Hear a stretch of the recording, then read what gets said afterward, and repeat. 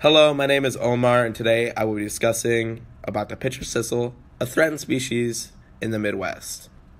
I'll be discussing with my fellow colleagues, Victor Nesta, Nate Leonard, and Zach Urbytes. Victor, please start us off with some general info. The pitcher's thistle was discovered in Lake Superior in 1820. The scientist who discovered the pitcher's thistle was on a casual camping trip when he came across a plant in blooming season. Following the discovery, Dr. Zena Pitcher sent a botanist a sample of the plant, who then named it the pitcher's thistle in his honor. The pitcher's thistle grows on sand dunes and open beach ridges. It grows on the shorelines of Lake Michigan, Lake Huron, and Lake Superior. Nearly 90% of all the pitcher's thistle is found in Michigan. The remaining plants are found in neighboring states including Wisconsin and Indiana. Pitcher's thistle is also found in small quantities in Canada. It has a silvery green appearance and has hairy stems and leaves which give it a woolly appearance. These hairs serve to capture moisture and reflect sun rays. The pitcher's thistle usually grows to a mature size of about 3 feet in height. Since it has to adapt to dry conditions, its roots usually grow to about 6 feet in length. The pitcher's thistle usually takes about 5 to 8 years to grow and eventually flower. Its flowers are usually cream and pink colored. This plant lives most of its life in the rosette stage, which is a stage of non-flowering. After it reaches the flowering stage, the pitcher's thistle just dies. Thank you, Victor. Zach, can you please fill us in on why these plants are currently threatened and going towards the endangered list? Pitcher's thistle is endangered for many reasons. Human activity is one big factor. Due to its habitat on the sandy shores of Lake Michigan, humans play a large role in endangerment. This is a common and highly desirable location for cottages and houses. Construction of roads and development of houses is another factor. The construction generally affects the habitat which it resides. Shoreline activities cause more harm than you would think. These activities include hiking, using ATVs, and other vehicles. This is harmful because the plants are destroyed by being smashed. Public beach maintenance and creation levels much of the shoreline, causing damage.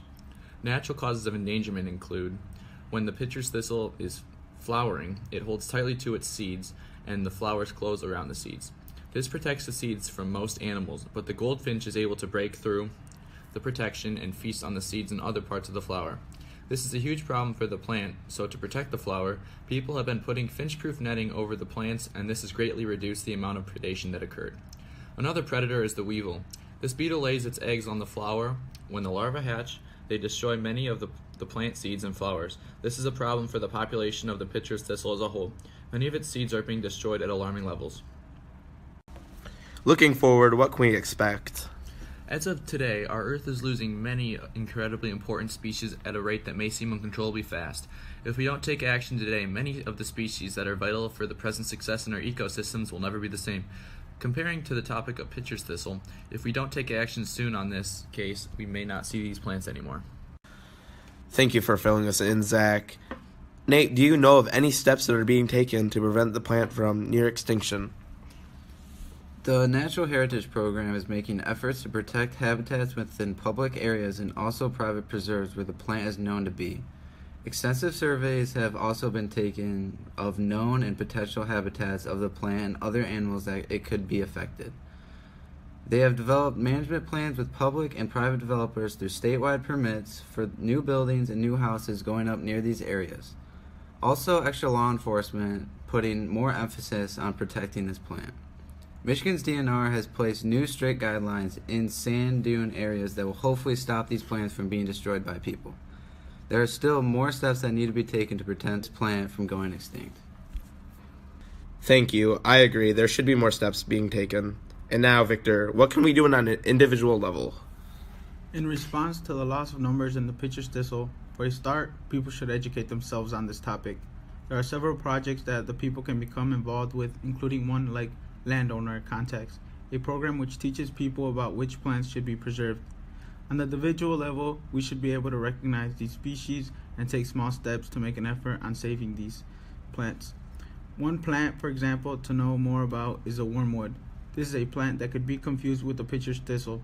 Another seemingly small but incredibly important task that can be undertaken on an individual level is reporting new locations and sightings of the pitcher's thistle to the Michigan Department of Natural Resources. To make a step in the right direction would be self-control on the trails. From the hikers to the side-by-side, If you're riding or on the trails, stay on the trails. To sum this up, there's a lot that can be done by people like you or me to protect this plant and preserve the biodiversity of our local and statewide ecosystems. To summarize, we are losing a vital species in the Great Lakes area, and action should be taken soon if we wish to continue to see these plants nourish in our Great Lakes sand dunes. Thanks for listening and have a great day.